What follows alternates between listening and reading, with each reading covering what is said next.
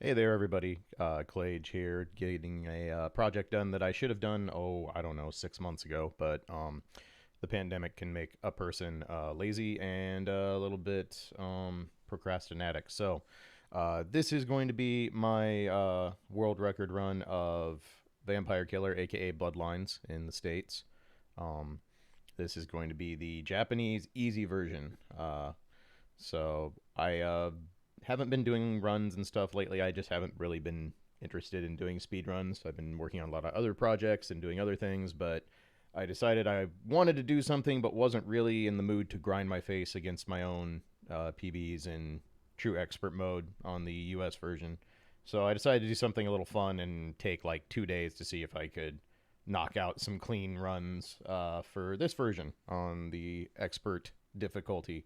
And I don't have my webcam on because nobody needs to see my dumb face while you're enjoying a speed run. But the expert difficulty on JP is much more forgiving. We'll just put it that way. So just a couple quick notes.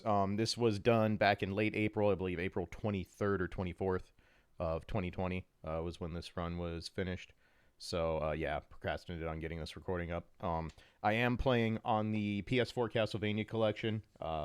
I did quite a few tests and frame analysis and other things to see if this was a suitable version to do runs on compared to the original Genesis version, because obviously different versions, different timing can really change things up. And I'm very happy to report that the Castlevania collection is phenomenal. It is essentially a one-to-one frame perfect port. The team over at M2, I don't know what emulation wizardry they know that everybody else doesn't, but they knocked it out of the park with this thing, and it's basically going to be my default my default console to do Bloodlines runs going forward, because it has literally no difference from the Genesis version other than it's going to look nicer because I don't have to upscale or use my OSSC or anything, and you get it in nice HD output while maintaining the correct aspect ratio. So the other nice feature of the Castlevania collection is it has a replay feature, so I don't have to worry about recording with ancient software like Amarek or anything like that. So we're just going to watch the replay. I'll give you the rundown and the commentary, and I hope you enjoy. So let's get going here. So the Japanese version of Bloodlines, compared to the English version, has a lot of differences, but a lot of them are mostly subtle. There's a couple minor censorship changes and other things like that, but for the most part, the gameplay is identical in terms of how the characters control and what items you find, what enemies spawn, that sort of thing. The difficulties are where all the differences are, and right away, if you've watched any of my expert mode runs, you'll notice there's less zombies on the first screen and all sorts of fun things. The first real interesting change is in how RNG works in this difficulty. There's quite a few things that seem to be almost set in stone that are variable in other versions or other difficulties, so it forced me to do some different routing and ideas. Before we get going too hard here, for those of you who've never watched a Bloodlines run, the key component in speedrunning this game is that flame spear you see there. That's a hidden power-up for both characters. Eric Lecarde and John Morris both have a ultra-powered version of their notable weapons, the spear for Lecarde, and of course the Vampire Killer whip for Morris.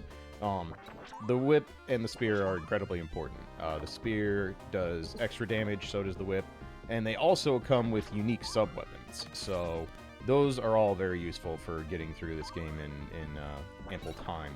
So the caveat, of course, to these upgraded weapons is if you get hit once, you lose it. It's gone. You don't get it back until you either break 30 candles that don't contain sub-weapons while having the normally full upgraded spear, or going back to the beginning of the game, breaking that breakable wall and getting the Bible out. So with all that out of the way, most of the commentary here will just focus on the run itself. Stage 1 is infamously the most random stage in Bloodlines, especially for speedrunning. There's quite a few things that make it a bit less cumbersome in this version. There's just not as many enemies, not as many factors, and the other nice thing that's the big change in what makes Japanese easy mode a more interesting version than American easy mode is this is one of the only difficulties in any form of Bloodlines that certain enemies just have less health, including bosses, and that's a big deal because you fight a lot of bosses and mini-bosses in this game. So, speaking of which, we're on our first true boss, Armor Battler here. One of those RNG quirks I mentioned earlier is actually based on Armor Battler. That long jump that happens is scripted in this version. In the normal parameters I'm used to using in the US version, Armor Battler can do a short jump or a long jump. The long jump is really bad. It makes it a lot harder to keep him in check. You lose some time chasing him down. But it was just something I had to accept was going to be a part of this run, so... Another interesting thing you might have noticed, if you've watched my other runs, is there's no password in the Japanese version. So this is actually kind of nice for speedrunning, because it saves probably about a second between each stage, because I don't have to mash through the password screen, and it doesn't have to do the very short loading that happens in between stages. So that's kind of a nice little time gain compared to the US version. Obviously, these two versions and their difficulties are not really compatible in terms of direct timing, but... it's interesting to note what's changed versus what isn't. So on to stage 2 here. Most people, this is where the first time that people have never watched Bloodlines, they get their first recognition of, hey, I know this. What? This is that song. This plays in Circle of the Moon all the time. Yes, it does. There's a lot of music that is original to Bloodlines that is borrowed for future Castlevania games, and a lot of people don't know about it. This was also the second OST, I believe, that was done by the composer who went on to do all the Metroidvanias and such, so you'll hear a lot of similarities in that. Super underrated soundtrack, highly recommend it. So we're in the middle of the Stage 2 auto-scroller. You'll notice there are no ghosts for me to deal with, which makes this even more trivial than it usually is.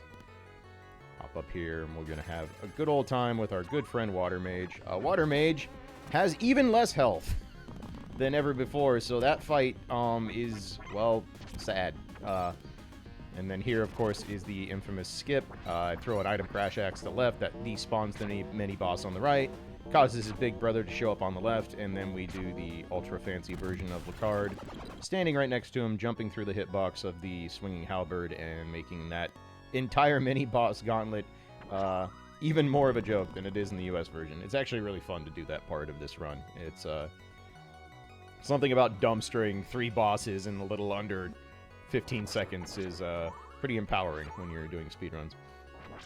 You might have noticed there the Medusa head comes up and gives me a little nip.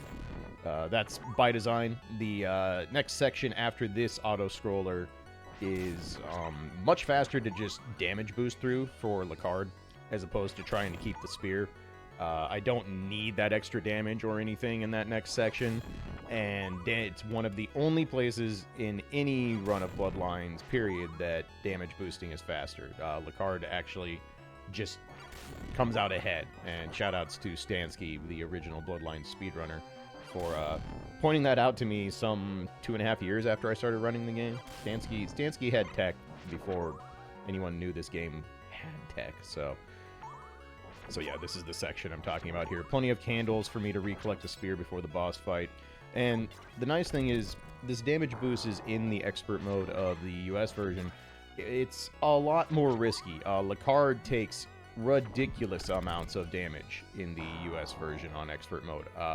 That hit right there would have taken me down to probably half-life at best, and this one would have taken me down to within a single hit of death. As you see here, the damage on Japanese easy mode, not very substantial. The characters are pretty tanky, and that helps out a lot. So we collect our spear and the super sub-weapon, first use of that. The Lecarde super sub-weapon is very powerful. As you can tell, it's a screen-covering AoE attack that does a ton of damage, but because it has so many projectiles on screen and they're all doing collision detection all times, it's really laggy, so I have to pick and choose my spots where I utilize this.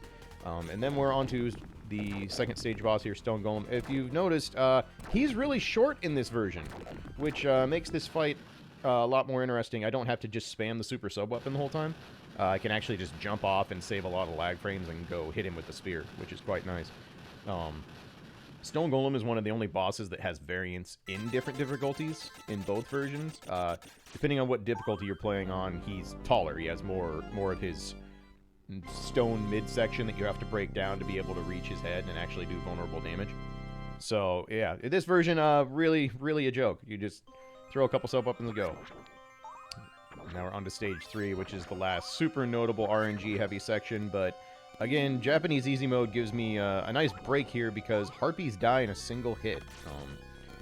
If you haven't watched Bloodlines before, harpies are the most random enemy in the entire game. Their patterns are very erratic. They're kind of hard to keep control of. This is going to be another damage boost. This is one of the few mistakes in this run. I want to get damage boosted through the Minotaur. I kind of spaced it badly, so that's probably a second and a half time loss. Nothing massive, but obviously not the cleanest. But this damage boost is also by design. This one is less for the sake of speed and more for this section right here.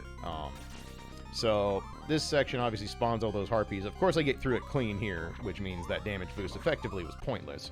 But in the standard practice, if I try to keep the spear through that section and get hit, I will not be able to recollect it before I get to the boss. And that's a big problem. So this was a damage boost I built in for convenience. It's a minor slowdown in terms of time overall, but it just made it so I could crank out runs a lot faster. I wasn't looking for max optimization on this. It's Japanese easy mode. It's just a fun category. I literally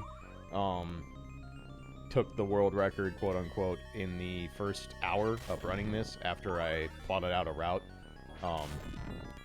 because it's just a very basic category. You don't have to think too hard if you put a lot of time into US normal or expert mode. So more auto-scrollers, of course. Bloodlines has this very odd balance of auto-scrollers. It's completely overloaded in stage 2 and 3, and then after that, auto-scrollers are basically done for the entire game. So, climbing up the Leaning Tower of Pisa here, and into this section. This is always a fun room. This took a little bit of mapping out to figure out what I wanted to do. This room's always a little tricky. The mummies are very tanky, and enemies can be kind of a pest in here, but found a fairly clean route that works for the Japanese easy mode, and then we're back to more auto-scrollers. So the bone gargoyles here are actually a little bit more annoying than they would be in US expert mode. In expert mode, they're a lot quicker to come on screen, and they're more deliberate in their patterns. They just circle around you once and then basically go in and try and knock you off the platform. So it makes them very predictable, very easy to deal with. The easy mode versions are slow and plodding and kind of sort of have a baby Medusa head pattern to them, where the longer on screen, the more they'll make a parabolic shift in their height and how fast they want to go. So this actually caused me a little bit of issue figuring out, because I'm so used to just being able to kind of stand in a spot, manipulate their spawn point, and then have them basically just run into my weapons, because they'll blatantly attack me after a set period of time. This one, I ended up coming up with the idea of let's just use the boomerang and stay away from the gargoyles to not have any risks of getting knocked off the floating platforms here. So that sets us up. We recollect our sub-weapon. We want the axe for the gargoyle bat. Just a lot more clean of a fight with this. So bat comes in, stab, axe, jump.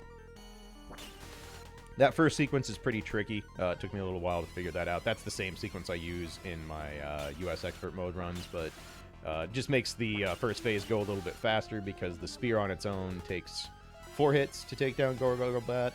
So now we're on to final phase. Gargoyle Bat's one of the only phase-based bosses in Bloodlines.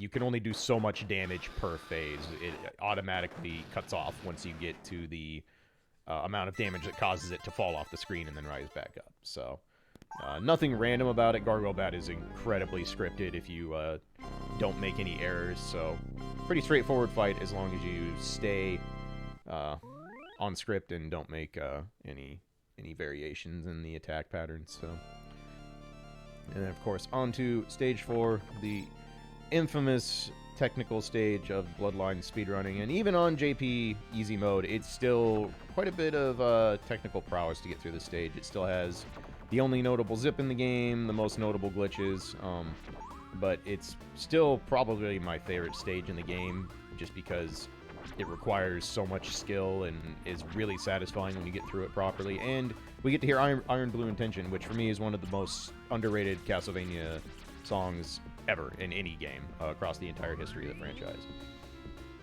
So,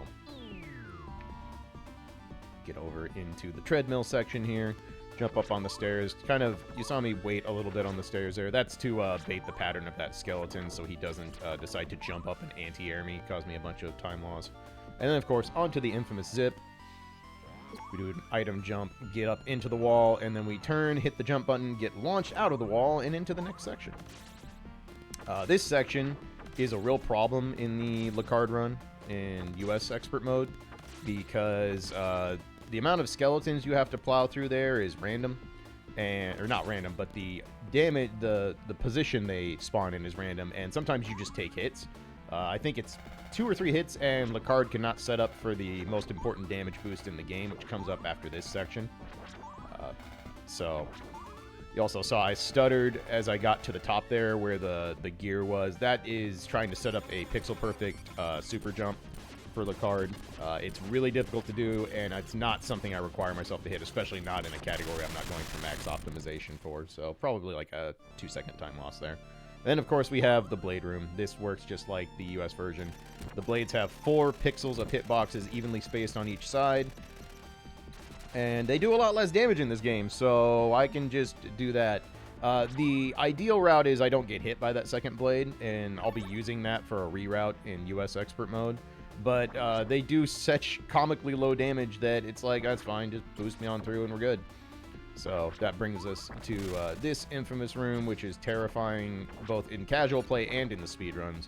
It's a little bit toned down in this version. This is similar to the lower difficulties on the US version. There's no bats that spawn from the backside, which makes this a lot less difficult in terms of your spacing, and it gives you a little bit more leeway for how you deal with the enemies.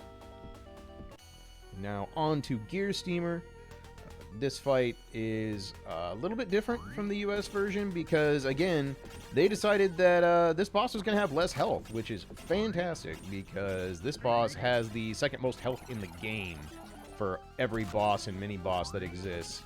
If you're curious, the final count for Bloodlines tallies out at 22 bosses and mini-bosses over 6 stages. So, lots and lots of bosses, as was pretty standard for Konami in the Genesis era.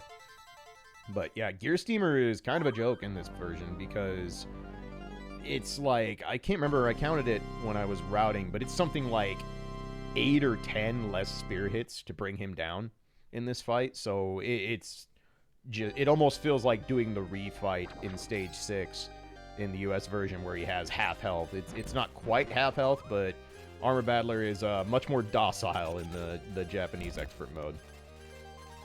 Stage 5 here, of course, the Falling Pollen does not do any damage to you, just reverses left and right on the controls. And was a little delayed in getting my my left and right research there, so jump backwards looks really silly, but not the end of the world. There's no floating orbs here, so this section's a little bit more trivial, and then we have the Vine Monkeys, who are still one of the most annoying enemies in the entire game. They're still incredibly tanky, and probably one of my least favorite things to deal with in a speedrun. They're also one of the most common places that people have problems in casual mode. This is a damage boost exclusive to this difficulty. The main reason I decided to do this is there was no real reason to justify doing the Taz style skip on the Bone Pillar in the room that comes after this one with all the axe armors. So this was just one of those, I want to get runs through consistently. I don't want to worry about losing runs 5 stages in, so let's just keep it simple. And damage boost through this room, but also essentially saves time. This is not an option in the expert mode version because taking that much damage, Lecarde would already be dead. Those 4 hits would probably have me either down, I can't remember if it would outright kill me, and if it doesn't, I would be down to almost no health, and then we have to deal with this section with the Fleeman. So it probably is still technically faster to do the Taz style skip on the Bone Pillar rather than damage boosting through it. But again, for such a kind of, you know, chill category, as this is, I was just like, let's you know, modify the route a little bit, save myself some frustration, because this was just something I wanted to do over the course of a couple days, and it was kind of a chill thing to do on stream. So this section is actually incredibly obnoxious in this version, because I have to wait forever for these stairs to move so I can actually fall down to go advance into the latter part of stage 5. All the moving stairs, the orbs that circulate platforms and stuff like that are all much, much, much slower on lower difficulties, so just one of those odd changes. The Iron Golem refight, pretty boring. He works pretty much exactly the same way as he does in US Expert mode. Just push him to the corner. If you duck, he can't hit you, and he dies. Just make sure you don't kill him when he is in his punch animation, as I've talked about in other runs of the game. The punch animation, if he dies while that's going on, creates a giant unblockable hitbox that covers the entire screen, and that will mess up your run quite a bit. The optical illusion boss is incredibly nerfed in this version. As you can see, he's already below half health, which completely lowers the number of cycles it takes to kill him, and he shoots a whopping 2 orbs total. In the expert mode version, it is 3 shots of 3 orbs each per cycle, so that boss got toned down real hard in this version. Not that I'm complaining, because again, just kind of makes things a lot easier and progresses the run on quickly. That was the nice part, is getting runs in this was really simple. There's just not as much RNG. Bosses go down a lot easier. I have a lot more wiggle room for error, and it just made life nice. Like I said, it only took a couple days to get this run. So, Princess of Moss, of course, works pretty much identical to my other runs. Just want to spam super sub weapon, get her pushed to a corner, get a few hits, and then finish her off with it. The spear, kind of a unfortunate pattern there. She decided to go left instead of right, which is somewhat controllable, but I found in this version that it was kind of inconsistent, so going to the right would have been much more preferable. Probably would have saved me a second and a half, but all in all, not the worst thing in the world, because again, not going for the absolute tip-top max optimization on such a chill category. And with that, we're already to the final stage, which of course is still by far the biggest stage in the game. On average, for my speedruns, stage 6 takes up a third of the entire run, because it's very long and it is one giant boss rush. So we get to sit back and enjoy Dracula's House of Gimmicks. Of course, these are in every version of Bloodlines. The screen split here. This is a nightmare for people doing blind runs or playing through this first time casually. Once you kind of understand the gimmick and learn just to watch your feet and kind of look where the platforms are as opposed to where you think they are, this is not too bad. It's also made a lot easier by the fact that there are no Medusa heads in that room in this version, which is quite nice. I don't have to worry about anything. This room, yes, on the ceiling, because why not? Way less orbs, so this is super trivial now. Only thing different about the upside down room is up and down are reversed on your controller for this room. So if you want to jump on and off of stairs, you have to actually hold down as opposed to up. Otherwise, that room is also incredibly nerfed in this version. And we're already on to the room with the multiple scrapped armor battlers that weren't good enough to be the stage 1 boss. They still spawn at exactly the same rate. Still random if they'll come from the left or the right. Just have to be paying attention.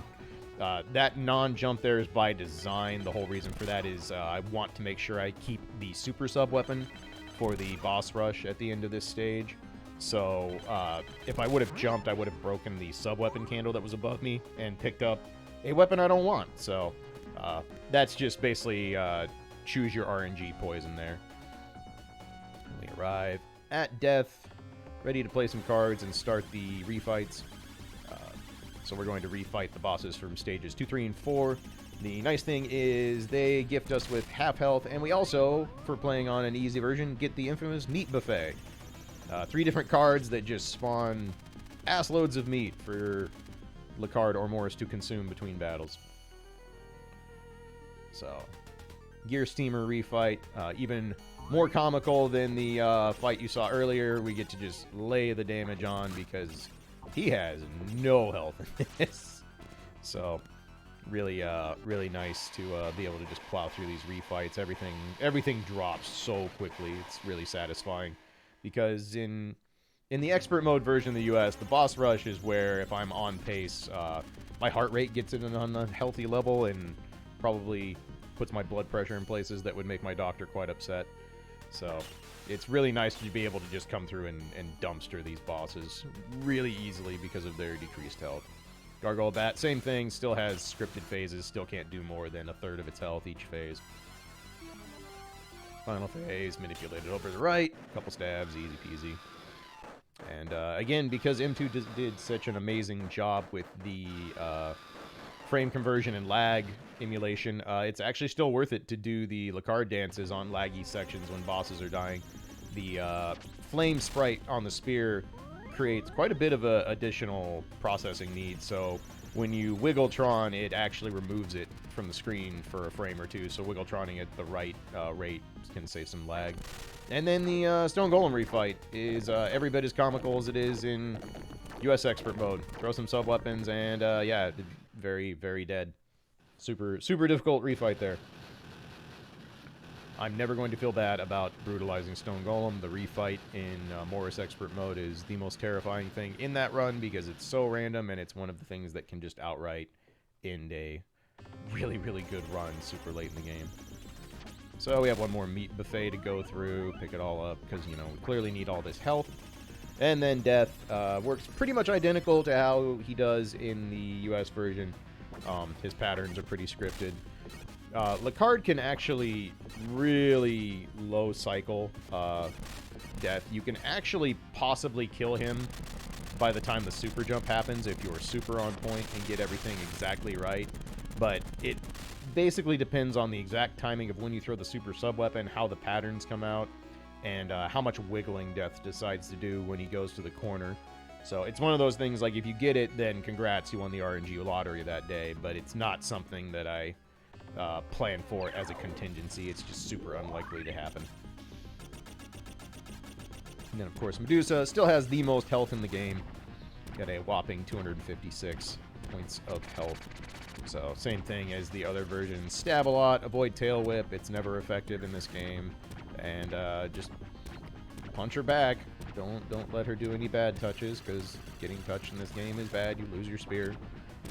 Quietly go through, and Medusa is down. Kind of shows you the stark contrast between the refights, how little health they have, and then Medusa there, who takes 25 spear hits to go down. Or actually, no, it would be closer to 30. It takes 25 whip hits from Morris. And the nice thing is we don't actually have to fight Elizabeth Bathory. We don't have to do the gimmick fight of keeping her on one side of the screen while she tries to spam magical spells. That's really boring. If you've seen any of my GDQ runs or any of my normal runs, it's the last bit of downtime before the final battle with Dracula. And they just skip that in easy mode, and I'm very okay with it. No complaints whatsoever. So we just get to move right on to Dracula himself. We get our 15 seconds of Simon's theme. Really, really awesome version of Simon's theme, by the way. The Genesis not always known for having the most amazing sound, but this team really knew how to get the most out of this sound card. Dracula is pretty much identical to his US Expert mode counterpart. Takes the same number of hits. The teleports are scripted, just like they are in every version, so no guessing or randomness about where Drac is going to teleport, which makes this fight pretty trivial. The other nice thing is the hitboxes on the weapons are so good that if you just learn a very basic timing to jump and hit him as soon as he's vulnerable, as long as you hold the weapon out, any projectile Dracula would throw just gets destroyed. So makes this part pretty trivial as long as you can keep your timing and rhythm going, and it's a nice wide window to work with. On to phase 2. Wizard, or what I like to call Diet Shaft if you've played Symphony of the Night. I missed my first hit here, which is kind of annoying, so he's going to have a little bit of breathing room, but thankfully he cooperates. I don't lose too much time there. Ideally, he doesn't get to do anything after he throws those 2 fireballs, but he didn't give me a wicked pattern, so no harm, no foul. And on to phase 3, which Lecarde basically gets to dumpster because upstab is really, really good in this game. For the rest of this fight until the very final phase, we're just going to do this. Just, you know, hit up, hit the button, relax, watch the health bar go down. Life's good. And then phase 3, we go into the hoppy hops. Not the smoothest phase 3 I've ever had, but gets the job done. And that puts a wrap on this run. All in all, it has a few minor mistakes, but nothing critical by any stretch of the imagination. If I was hell-bent on ultra-optimizing this category, which, you know, seems silly for such a, you know, fun, casual run compared to my usual strenuous expert mode runs, I would guess you could probably get 10 to 15 seconds off this if you went super ham on more risky routes and, you know, not having the few minor execution mistakes I had, but it's Bloodlines. Runs without execution mistakes are incredibly uncommon. So, all in all, really happy with this. It was fun to knock out in a couple days, just kind of a fun alternate category. I'll probably do Morris Expert, or Morris JP Easy Mode at some point, too, for fun. And then we get the ending cutscenes, which oddly are still in English for some reason, which is a strange thing. And then we also get extra anime face Lecarde here. They actually changed these sprites in the US version to make them a little bit more masculine, which is kind of interesting. But yeah, much more pretty boy Lecarde in this version. I kind of like the sprite. It's one of those things that caught me off guard the first time I finished this. So, and then we get the credit roll for Vampire Killer. So, this was fun to do. Like I said, this was just a super casual. I wanted to play Bloodlines. I wanted to do some runs, but I didn't want to grind my face off against the RNG and difficulty that is, you know, 8+ years of working on the expert mode runs. That said, I have, you know, had a reroute for Morris in the works for over like a year and a half now.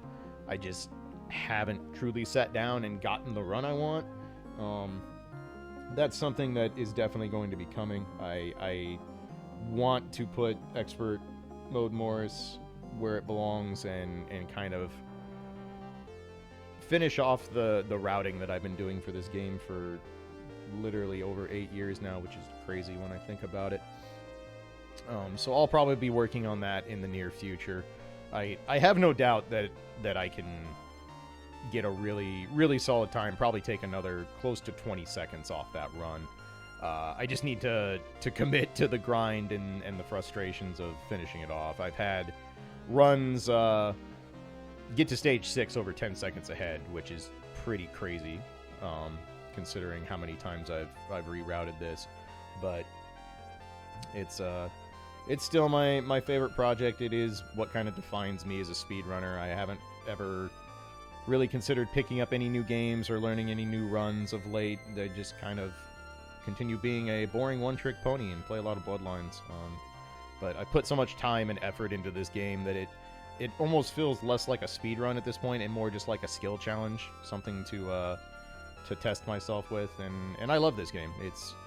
It's a really good Castlevania game. It's a really fun 2D platformer from the late Genesis era, and it plays super well. It looks amazing. It sounds great, and I don't regret any of the time I put into this. It's brought me a lot of friendships and opportunities, and I'm looking forward to hopefully finishing off the expert mode runs and kind of putting them in a place where I don't think I'll ever have to touch this game again unless some serious new tech is found. So I appreciate you all watching. Thank you very much. I hope you enjoyed the run. If you did, you know, do the YouTube thing, leave comments, all that good stuff. I'm not a YouTuber, but, you know, if you want to interact or ask questions or find it interesting, feel free to leave me some comments and all that good stuff. And I will catch you all on the next run I upload or next content I do. As you know, it's pretty sparse, but for those of you that stop by and watch my stuff and listen to my dumb voice, I appreciate you. So take care of yourselves and be safe. The pandemic is still going on. I'm still stuck in my house, just like many of you. So please be safe, and I'll catch you all next time. Thanks for watching.